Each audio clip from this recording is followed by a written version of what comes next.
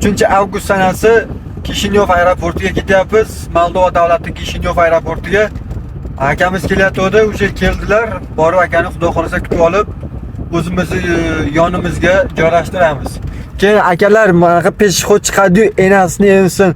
Gazni tashinglar, sekinlashinglar, odam bormi, yo'qmi deb qarab keyin haydab ketinglar. Dalshi iltimos, lekin bor kichkina davlatda, kichkina joy bu.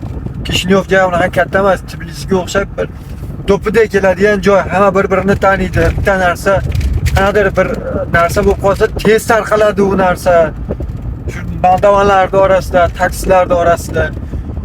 Peshxodlarga ehtiyot bo'linglar. Iloji boricha hushyor bo'lib, avariya qilmasdan, chizib, qirib netib qo'ymasdan, chiroyli, akkuratli bo'lib haydanglar.